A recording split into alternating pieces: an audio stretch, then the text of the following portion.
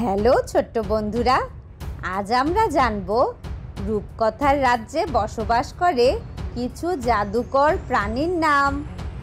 চলো তাহলে শুরু করি। এটা হলো ড্রাগন। ড্রাগনের মুখ থেকে আগুন বের হয়। ড্রাগন বিশাল ডানা মেলে আকাশে ওড়ে।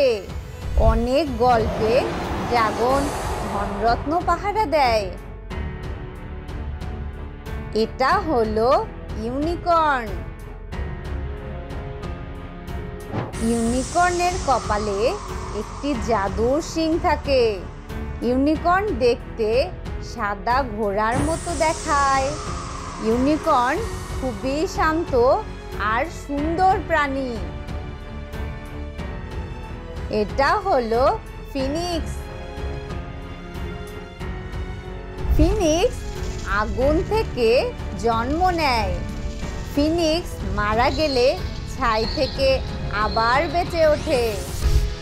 ফিনিক্সকে অমর পাখি বলা হয়। এটা হলো গ্রিফিন। গ্রিফিনের মাথা ঈগলের মতো। গ্রিফিনের শরীর সিংহের মতো শক্তিশালী। গ্রিফিন ধনরত্ন পাহারা দেয়। এটা হলো মারমেইড। মারমেইড অর্ধেক মানুষ আর অর্ধেক মাছ। মারমেইড সমুদ্রের গভীরে থাকে। মারমেডের গান খুব মিষ্টি হয়। এটা হলো পেগাসাস। পেগাসাস একটি উড়ন্ত ঘোড়া। পেগাসাসের বড় সাদা ডানা থাকে। পেগাসাস আকাশে উড়ে ভেসে বেড়ায়।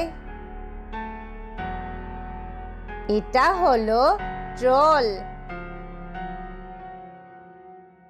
ট্রল অনেক বড় আর ভয়ঙ্কর দেখতে। ট্রল সাধারণত পাহাড়ে থাকে।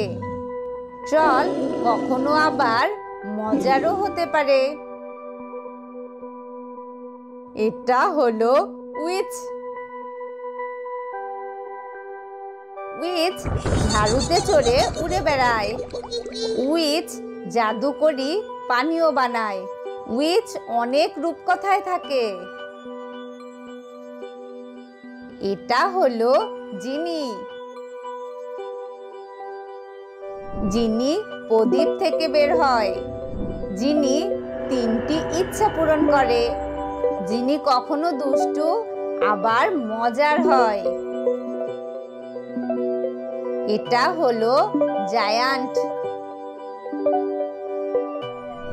জায়ান্ট অনেক বড় আর লম্বা। জায়ান্ট পাহাড়ের মতো শক্তিশালী। রূপকথার বইতে জায়ান্ট থাকে। আজকের জাদুকরি প্রাণীদের ভ্রমণ এখানেই শেষ। তোমার সবচেয়ে পছন্দের প্রাণী কোনটা কমেন্টে জানাও। আর পরের ভিডিওতে দেখা হবে। ততক্ষণ পর্যন্ত সুস্থ থাকো, সুন্দর থাকো। বাই বাই বন্ধুরা।